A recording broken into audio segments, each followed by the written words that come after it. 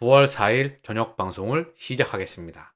CBDC 컨퍼런스 2023 터키 이스탄불 9월 12일에서 14일 제임스 월러스를 연사로 발표하게 된 것을 매우 자랑스럽게 생각합니다. CBDC 컨퍼런스는 CBDC 최고의 행사입니다. 여기 보이시죠? CBDC 컨퍼런스 연사로 리플의 제임스 월러스가 여기에 나오고 있습니다. 직접 가볼까요? 이 CBDC 컨퍼런스는요, 스위스 축구의 본사를 두고 등록된 법인인 라이트하우스 커뮤니케이션스가 주최한다. 대표적인 사례가 전 세계 대표단이 참석하는 세계은행권 정상회의이다.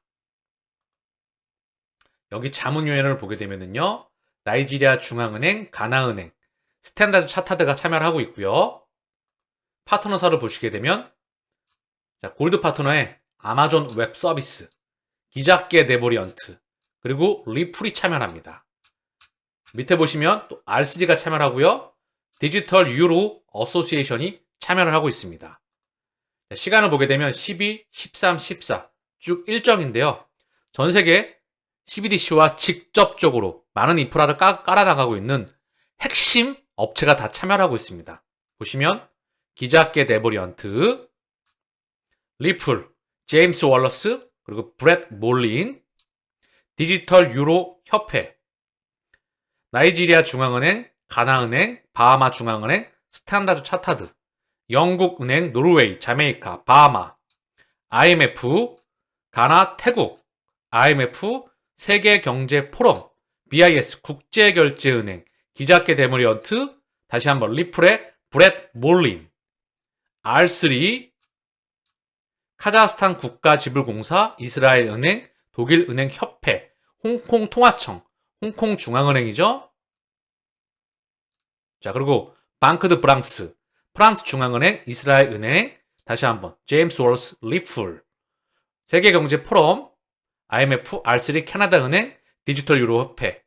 전 세계 핵심 인프라가 여기 다 참여한다는 거죠. 이탈리아 은행협회, 도이체 분데스방크. 이들의 여기 참여하는 업체 속에서 연사로서 제임스 월러스가 선다는 이야기죠. 리플의 제임스 월러스가 상징적인 의미를 갖는다고 생각을 합니다. 자, 여기 참고사항으로 독일은행협회 이 발표하는 토큰화된 예금 CBDC를 포함하는 상업은행 화폐 토큰, 이제 토큰으로 은행 예금 처리가 진행이 된다. 더 이상 종이화폐가 아니라 분선언장을 재발행된 CBDC와 토큰, 스테이블 코인들이 각각 내부망을 통해서 이동하게 된다. 향후 비즈니스 프로세스가 DLT 인프라로 전환될 것으로 예상되는 경우 은행에도 새로운 과제가 발생한다. 분산원장 인프라로 전환이 된다. 자, 그러면서 홍콩 CBDC, 홍콩 중앙은행의 홍콩 프로젝트, 디지털 홍콩 CBDC 이 부분에 대해서도 언급을 하고 있죠. 홍콩 통화청의 CBDC 여정과 홍콩 CBDC 파일럿 프로그램의 최근 진행 상황을 다룰 것입니다. 본격적인 결제, 프로그래밍 가능한 결제, 오프라인 결제, 토큰화된 예금, 결제 등 6가지 범죄의 잠재적인 사용 사례를 조사한다. 웹3 및 토큰화된 자산 정산. 여기 부동산과 CBDC와 토큰화 프로젝트에 리플이 직간접적으로 연결이 되어 있습니다. 푸본은행과 홍콩중앙은행과 리플. 자, 이 부분에 대해 발표를 진행하겠죠. 자, 그리고 여기 쭉 보시면 이런 주제를 발표하고 있다는 거죠. 기자계 데보리언트, CBDC 구현 파일럿, 국제결제은행, 여기에 이노베이션 허브, 선구적인 중앙은행 혁신에 대해서 사례를 연구한다. 이런 각가지 도매용 CBDC, 디지털 유로, 디지털 파운드. 자, 리플에서는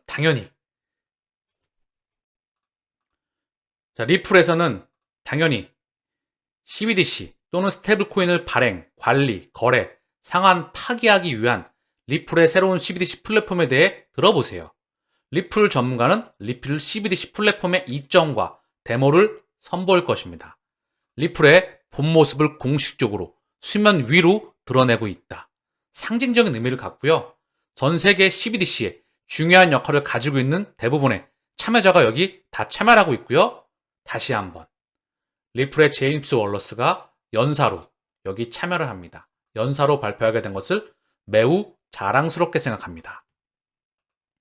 자, 더불어서 디지털 유로 어소시에이션, 디지털 유로 협회의 트위터입니다. 보시면 디지털 유로 입법 제안의 내용과 의미에 대해 논의하고 평가할 것입니다. 그러면서 리플에 어떤 앤드류 위스 월스라고 하시는 분이 참여를 하고 있는데요. 리플 CBDC 싱크탱크 디지털 유로 어소시에이션, 하나같이 디지털 유로, 디지털 파운드, 전 세계 CBDC에서 상징적인 역할을 하고 있다. 디지털 유로 입법 제안, 핵심은 무엇입니까? 자, 더불어서 디지털 파운드 재단의 트위터인데요. 483명의 설문조사 참가자와 12개의 금융시장 인프라 풀에서 무려 87%가 CBDC를 2026년까지 결제 주기를 단축할 수 있는 가능한 방법으로 인식했습니다. 이 자료는 CT은행의 이 서베이를 통해서 나왔던 부분이에요. 2026년까지 결제 주기를 단축할 수 있는 가능한 방법으로 인식하였다. 488명의 설문조사 참가자와 12개 금융시장 인프라 풀에서 무려 87%가.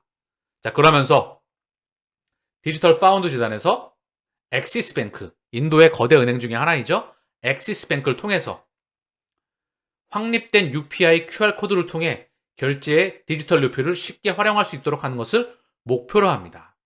디지털 파운드 재단에서 이 소식을 알려주고 있다. 자, 그리고 이제 대한민국 소식입니다. 디지털 파운드 재단에서 이러한 전략적 움직임은 국가가 디지털 경제로 발전함에 따라 디지털 원화의 발전을 가속화하는 것을 목표로 합니다. South Korea Central Bank to Reveal CBDC. 직접 보도자료로 가보시죠. 디지털 파운드 재단의 보도자료입니다. 한국중앙은행 다음 달 CBDC 청사진을 공개한다. 8월 25일입니다.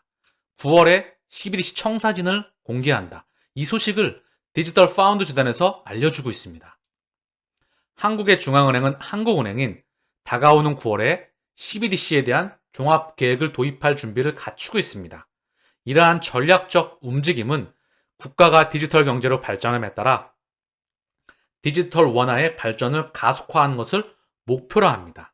한국은행은 상호 운영성에 초점을 맞춘 중추적인 CBDC 시범 프로그램을 성공적으로 마무리했습니다. 프로토타입 디지털 원화 플랫폼과 다양한 상업은행 서비스, 전자결제 애플리케이션 간의 연결을 구축하려는 시도가 포함되었습니다. CBDC 이니셔티브의 개발은 5월부터 한국은행의 중요한 초점이 되어 왔습니다. 이러한 계획에 대한 공식적인 발표는 9월에 이루어질 것으로 예상하며 한국은행은 프로세스 전반에 걸쳐서 민간 부분 파트너와 긴밀히 협력합니다. 한국은행은 CBDC에 대한 법적 틀을 제공하기 위해 국회를 통한 관련 법안 통과를 모색하는 과정에 착수했습니다. 국회를 통한 관련 법안 통과를 모색하는 과정에 착수했다. 금융위원회 관계자는 한국은행의 CBDC 사업과 관련해 논의가 진행 중이다. 왜 전 세계 중앙은행에서, 전 세계 국가에서 CBDC를 도입하려고 할까요? 우리 초심으로 돌아가 볼까요? 지금 가격이 지지부진합니다. 가치는 무한히 확장하고 있는데, 매가 팽창하고 있는데, XRP의 가격은 정체되어 있고 가상자산 또한 지지부진한 흐름을 이어가고 있죠. 이때는 R&D에 집중하면서 그 가치를 다시 한번, 그리고 초심으로 돌아가는데 집중해 봐야 됩니다. 왜 전 세계 중앙은행에서 각 국가에서 CBDC를 도입하려 할까요? 그 본론, 근본적인 이유 다시 한번 상기해 볼까요? 자, 보겠습니다. 미국 중앙은행의 바로 밸런스 시트, 대차 대조표입니다. 이미 연준은 2008년도 이후에 통화 시스템이 끝났습니다. 이때는 연준의 자산이 많지가 않았어요. 2008년도 이후에 지금 2023년이죠. 15년 이후에 자산이 미친 듯이 늘어납니다. 달러를 찍어서 자산을 매입했다. 달러, 종이를 발행을 해서요.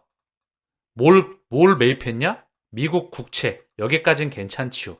그러나 MBS라고 하는 주택 모기지 저당 증권이라고 하는 파생 상품을 돈으로 찍어서, 달러를 찍어서 매입해서 현재 9조 달러에 육박해 있습니다.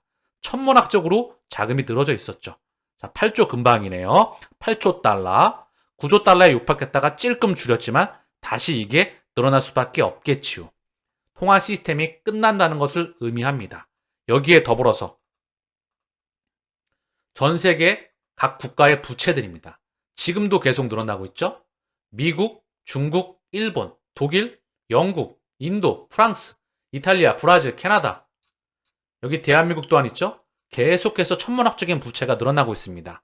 선진국 G7은 정부 부채, 대한민국 가계부채와 정부 부채, 중국은 기업 부채와 금융기관의 부채와 그림자 금융과 부동산 부채, 해결되지 않는 부채를 떠안고 있죠. 지금의 통화 시스템으로는 이걸 해결할 수가 없습니다. 그럼 뭐죠? 새로운 거를 만드는 겁니다. 누가? 전 세계 기득권이. 전 세계를 지배하는 세력들이 BIS, IMF, 월드뱅크, 그리고 그 중심에 리플이 있다. 그 중심에 CBDC가 있다. 왜? 새로운 통화 시스템을 만들고 있다? 이 모든 것을 다시 한번 새 판을 깔아나가기 위해서 근본적인, 그래서 블록체인과 비트코인과 0과 1과 분산원장을 통해서 이 시스템을 만들어가고 있는 겁니다. 자, 그리고 이 그림은 미국 중앙은행의 기준금리, 금리 화면입니다. 1970년도, 79년도에 금리가 20%에 육박했었죠. 그런데 2008년도에 이게 제로까지 갑니다. 올랐다가 다시 줄었다가 다시 제로. 최근에 5%좀 올라있죠? 2023년도에. 그리고 다시 여기서 왔다 갔다 하다가 다시 줄어들다가 여기서 금리의 시대 시스템이 끝나간다는 것을 지금 한눈에 보고 계시죠. 금리를 이용한 신용 창조, 빚을 계속해서 땡겨와서 2년치 기준입니다. 2년 미만, 2년 이상, 10년, 30년, 50년, 60년 무한히 땡겨와서 자산과 연소득을 담보로 해서 부채를 끌어다가 미친 듯이 경제를 성장시켰던 시스템, 이거를 통째로 갈아엎은다는 겁니다. 그게 바로 CBDC이죠. 그리고 그게 블록체인이고 지금 우리가 맞이하고 있는 가상자산입니다. 이 근본을 이해를 하셔야 시장 규모가 1000배 이상 성장한다는 것을 머릿속으로 다시 한번 인지할 수가 있겠죠. 그리고 종이화폐의 근본이었던 달러가 100년간의 시스템이 끝나갑니다. 아시겠죠? 우리가 왜 코인에 투자하고 있는지, 왜 그 코인의 대장인 XRP를 기반으로 해서 비트코인, 이더리움, 각 섹터별 1등, 요거를 왜 모아가야 되는지 여기에 답안지가 나와 있는 겁니다. 근본적인, 아주 근본적인 이유. 시장 규모가 1000배 이상 성장하는데 지금 가격이 700원, 600원, 800원, 900원, 1000원, 2000원 간다고 우리가 반응하고 있으면 안 되겠죠. 일정 기간 그 에너지가 응축되면 순식간에 폭발할 수가 있겠지요. 그 전까지 땡큐하고, 폭발하기 전까지 땡큐하고 모아가면 됩니다. 이미 개인들은 폭발하면 또 들어오겠지요. 그지요? 잭 더 리플러님의 트위터인데요. XRP 100달러는 시작이다. XRP 1000달러는 더 비기닝, 시작하고 있는 것이다. XRP 10,000달러는 골인, 골, 10,000달러 플러스. 이렇게 간단하게 명료하게 이야기를 하고 있네요. 자, 그러면서 파생상품 시장이 다가오고 있습니다. XRP 개당 11,368달러. XRP는 10,000달러 이상을 위해 설계가 되어 있다. 전세계 파생상품 시장만 1,200조 달러입니다. 그것도 파생상품 시장만, 주식 현물, 채권 현물, 부동산 현물 다 빼고 요거를 토큰화 시킨다면 시장 규모가 무척 커지겠지요. 여기서 과연 파일을 얼마나 차지할지. 그리고 최근에 ISDA 국제수합 및 파생상품협회, 여기 리플이 가입하였죠. 공식적으로. 국제수합 및 파생상품협회 ISDA, 장외 파생상품 시장 참여자들의 무역 조직입니다. 뉴욕시에 본사를 두고 있으며 파생상품 거래를 체결하기 위한 표준화된 계약을 작성했습니다. ISDA, 국제수합 및 파생상품협회, 여기 리플이 공식적으로 합류하였다. 보이시죠? ISDA에 리플이 합류를 하였다. 그쵸? 상징적인 의미를 갖습니다. 번스타인, 현물 비트코인 ETF 승인 후에 알트코인 ETF도 출시될 것. 미국 투자은행 번스타인의 보고서를 통해서 오는 10월 중순에서 내년 3월 사이에 비트코인 현물 ETF가 승인될 것이며 그레이스케일을 포함한 모든 현물 ETF가 동시에 승인 처리될 것. 번스타인 애널리스트는 시카고 상품 선물 거래소 CME 등 선물, 현물 마켓 구조가 유사하다는 점을 감안하면 업계는 비트코인 현물 ETF가 승인된 직후 이더리움 현물 ETF도 추진할 것이다. 이후 솔라나 폴리곤 등 다른 알트코인 ETF가 나올 가능성도 있다. 정말 큰 메가 토큰 이슈가 되겠지요. 또한 암호화폐 시장은 개인이 사이클을 주도하던 과거와 달리 긍정적인 법원 판결, 리플과 그레이스케일과 ETF 승인 가능성, 제도적인 관심 등으로 기관, 자본, 기관 주도용 사이클을 맞이하고 있다. 기관 주도용 사이클을 맞이하게끔 에너지를 보내고 있는 것이죠. 감이 오시나요? 오늘 방송을 통해서 CBDC 세상을 준비하고 있다. 기존 통화 시스템이나 기존 성장 시스템이 수명이 다했다. 작동 기제가 이제 수명이 다 닳았다. 새로운 판을 만들었다. 그리고 그걸 작동시키기 위해선 리플과 SEC에 대한 소송에 대한 명확성에 대한 조금 더 확립성, 거기에 대한 법안, 비트코인 현물 ETF, 그리고 이 세상을 만들 수밖에 없겠지요. 이거를 우리는 맞이할 수밖에 없다는 겁니다. 호주 상원에서 디지털 자산 법안 발의하였다. 라이센스제 도입. 호주 상원 경제입법위원회가 암호화폐 라이센스 제도 시행과 중앙은행 디지털 화폐 CBDC 유통에 대한 요건을 담은 디지털 자산 규제 법안 2023을 발의하였다. 법안은 디지털 자산 거래소, 스테이블 코인에 대한 정의, 거래소 자산 수탁 라이센스, 스테이블 코인 발행 요건, CBDC 제공 업체 공시 요건 등을 규정하고 있다. 상당히 구체적으로 나오고 있네요. 이 법안은 호주 상원의원 앤드류 브레그가 지난 3월 처음 발의했다.